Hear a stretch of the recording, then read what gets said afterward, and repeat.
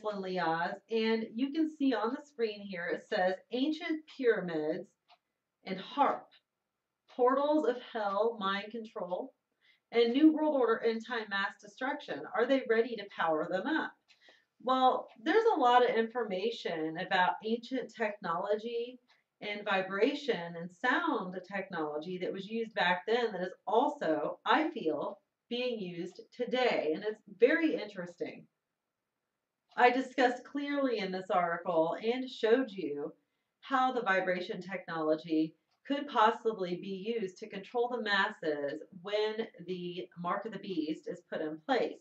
And I did mention in the article that vibration technology and the 110 plus megahertz is used inside of the microchip.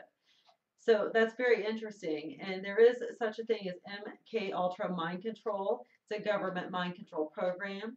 It is very real. It's not conspiracy theory, and it is used. And I showed you a couple of examples in my article of how I believe they could have been using this technology on a few of the weird things that happened the past couple of years, where people just were just not totally themselves and claimed they heard voices and so forth, and ended up people got killed and things like that. So if you didn't check out the article, you'll want to.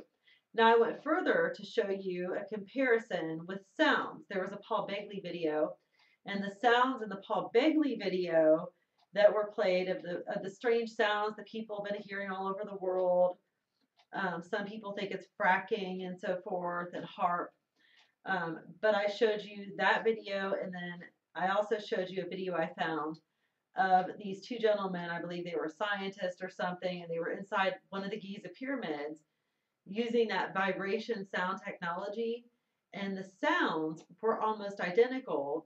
The sounds in the Paul Begley video and the sounds of this ancient chant inside the pyramid were just, I don't know, it was too similar to be a coincidence.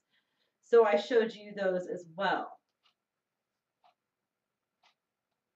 So we're over here on Brian Forrester's website now. Now before I begin, I want to point out just really quick, the website I was just on was my prophecy news website called vineoflifenews.com. Now I'm on Brian's website, and neither one of our websites are black like this. It looks that way because I changed my setting for the video so that there was no glare from the white page. So when you go check out these websites, they are very readable. They're not black with white words. Just wanted to point that out to you. Now, Brian Forrester does a ton of videos on YouTube, and he has a website. They give tours over in Peru. It does cost money, but it's well worth it. They give tours taking you to archaeological sites, and he does a lot of videos on the elongated skulls and the pyramids and megalithic structures and ancient technology and so forth. His information and what he brings you is phenomenal. He truly does dig deep. He digs deeper than most people that does what he does, and I would just really recommend that you check out his work because it is very, very interesting and well worth it. So here we have this article. It says, could ancient Peru and Egypt have been connected? Two of the most enigmatic areas in the world are in regards, I don't know if that's a typo or I'm misreading it. It says, are regarded as ancient civilizations are Egypt and Peru, Bolivia. Egypt, of course, has the pyramids of the Giza Plateau, as well as many beautiful temples that were created by the dynastic Egyptians. The pyramids appear to be far older. Now, people for many generations have always been fascinated with megalithic structures, particularly the pyramids. There's just a lot of mystery surrounding them. Who built them? Why were they built? What did they do? Some people believe they were tombs for the ancient pharaohs and so forth. And some people believe that they actually produced electricity using the vibration technology. Some people believe that the Nephilim and the fallen angels built these pyramids, and some people believe they were built by ancient aliens. I tend to believe that it had more to do with the fallen angels and the Nephilim. I also believe they were, their purpose had to do with the ancient technology, with the vibrations and the electricity, and I believe they're going to be used today. We know that the Giza Pyramids, which you can see right here on the screen, Every so often, and I don't have the time, but I did a post on it. It's every so many thousands of years, the three Giza pyramids line up with Orion's belt. Now, the Luciferians or the Illuminati, Freemasons, however you know them by, they use this hand symbol, the pyramid, the triangle. They use a triangle in a lot of their symbolism. We also know that it's on the dollar bill. So the pyramid also represents something very spiritual in the pagan religions. So they're very, very interesting, like I said, and a lot of mystery surrounding them. So now we go further here. I've shown you the Giza pyramids on the screen. It says Giza Plateau. Now I'm going to apologize in advance because I'm going to kill some words on here. If you want the correct pronunciation, listen to Brian Forster. He pronounces these words like it's nothing. There's some big words here. I just don't know. It says Giza Plateau. Peru has Machu Picchu as well as megalithic works such as, let's try this, Sacsayhuaman and Ollantaytambo. Conventional thought is that the Inca constructed all three of these, but the question is, how? And that's what everybody really wants to know. How were these things constructed?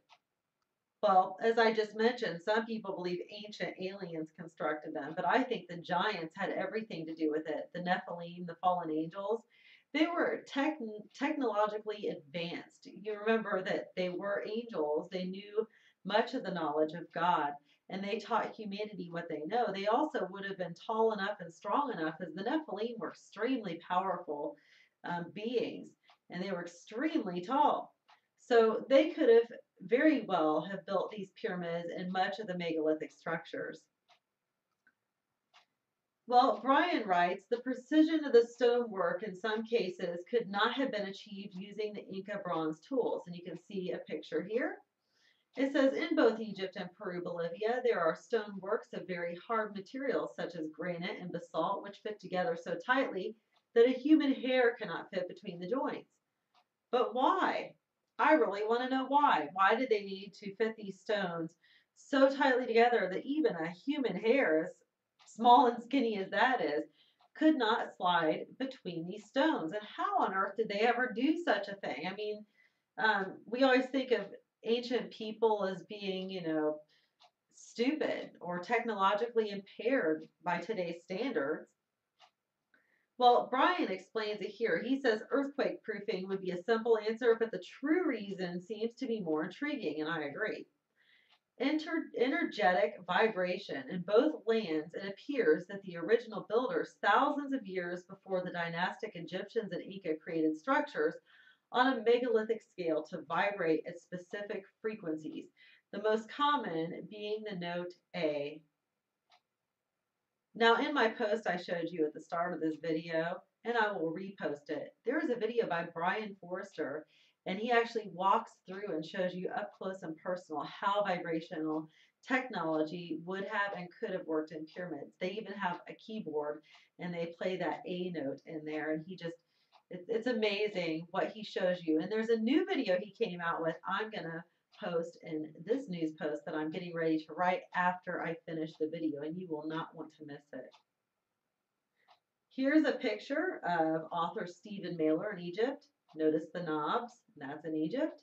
Then you go down to the wall in Cusco, Peru. Again, notice the knobs. So one in Egypt, one in Peru, same type of structure. Finally, he writes, wall in Cusco, Peru. Again, notice the knobs. For the first time, experts of ancient Egypt, Stephen Mailer and Yusuf and Patricia Owain, will join Brian to explore the master stone works in Peru and Bolivia, including Machu Picchu and Puma Punku. Also, Gary Evans will be with us to test the toning properties of some of the ancient structures. You are most welcome to join us as we investigate these amazing places here. So be sure and check these things out. These types of subjects I find very fascinating. And that's exactly why I do so many posts on them.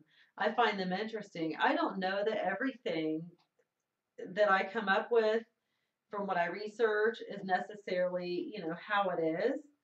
I'm not perfect, but I try to research as best as I can and find you that information so that you can use your judgment and decide what you want to think. There is one thing for sure: when we're kneeling before God someday, we will have all the answers. But for right now, there's a lot of stuff that's just fascinating and interesting. And I just love digging in and reading about it. In fact, I may go on one of those tours of Brian Forster someday in the near future, because I think it would just be totally awesome to actually walk through and see these things close up, and to listen to somebody who's educated as this man is explain it piece by piece, little by little, in a way that we can all understand. Thank you so much, and God bless you. Please check out my article on Before It's News.